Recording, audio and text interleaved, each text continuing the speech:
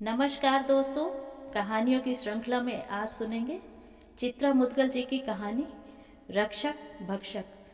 लेकिन उससे पहले मेरा आपसे विनम्र अनुरोध है कि अगर आपको मेरी कहानियाँ अच्छी लगती हैं तो मेरे चैनल को सब्सक्राइब ज़रूर करें, लाइक करें और अपने दोस्तों और परिचितों में शेयर भी करें। बेल आइकन दबाना बिल्कुल भी ना भूलें। आज सुनिए रक्षक भक्षक। हम मंदिर के प्रांगण में प्रवेश कर चुके थे। चढ़ावे का सामान बेचने वालों की नज़र हम पर पड़ चुकी थी। वे बाकड़ों से लगभग लटक लटक कर पूजा की सामग्री अपनी अपनी दुकान से खरीदने को हमें आमंत्रित कर रहे थे।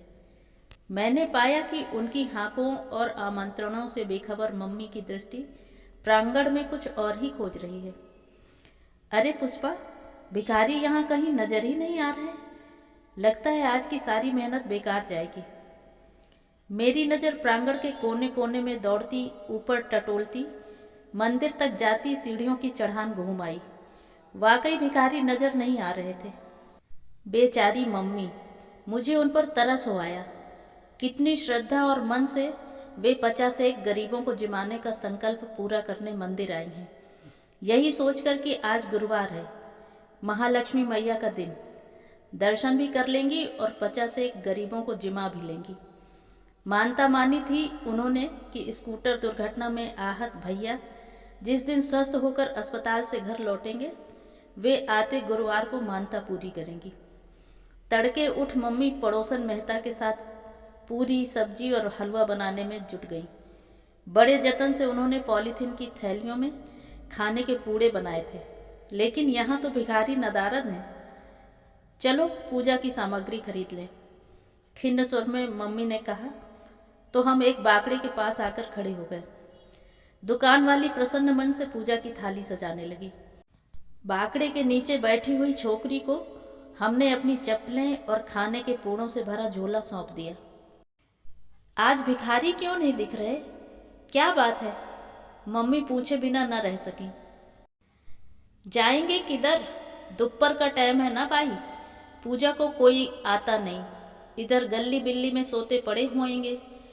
आप पूजा दे के आओ, मैं बुला के रखती बाई। मेरी छोकरी को पन एक पूड़ा होना।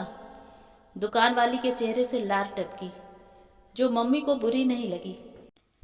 पूजा की थाली हाथ में लेती हुई मम्मी के चेहरे पर ढाढ़स की चमक दौड़ गई। हम मंदिर की सीढ़ियाँ चढ़ने लगे। पीछे से दुकान वाली बाई का स्वर सुनाई दिया।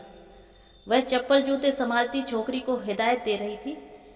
लौकर पड़ पोरगी, सांग त्याना, दौड़ और बोल उनको। पूजा करके हम जैसे ही थाली लौटाने उस बाकड़े पर पहुंचे, दुकान वाली ने आंखें नचाकर सीढ़ियों की ओर संकेत किया। सीढ़ियों के नीचे भिखारियों का हुजूम नजर आया और हमारा थैला लेकर करीब पहुंचते न पहुंचते छेड़ी गई मधुमक्खियों सा हम पर टूट पड़ा। एक दूसरे को धकियाते मुकियाते उनकी कोशिश यही थी कि वे खाने का पूड़ा सबसे पहले प्राप्त कर लें, कहीं ऐसा ना हो कि उनका नंबर ही ना आए। तभी पूड़ा पकड़ाती मम्मी का हाथ अचानक ठिठक गया। एक फटेहाल चीकट छोकरे पर वे अनायास भड़क उठी। हाथ पांव टूटे हैं तुम्हारे? शर्म नहीं आती भीख मांगते? जाओ जाकर मेहनत मजदूरी करो। तुम जैसे को मैं भीख नहीं देती, लूले लंगड़े लाचारों को दूंगी। हटो परे। जैसे भूखे के सामने से परसी हुई थाली हटा ली गई हो, वैसे ही वह छोकरा आग बबूला हो उठा। लपक कर उसने मम्मी के हाथ से खाने का पूड़ा झपट लिया और चीखते हुए बोला, तुम्हीच लोग गरीब लाचार का हाथ पांव तोड़वाता है, उसको अंधा लूला लंगड़ा बनवाता है। दादा लोगों को मालूम है, साबुत अंग वालों को कोई भीख नहीं देता, उन पे दया नहीं करता। तुम्हारी दया पे थू। घृणा से थूक कर वह भीड़ को चीरता हुआ आंखों से ओझल हो गया। स्तब्ध मम्मी का एक हाथ अपने गाल पर थूक पर जा टिका। तो ये थी कहानी। कहानी आपको कैसी लगी? कमेंट करके ज़रूर बताएं।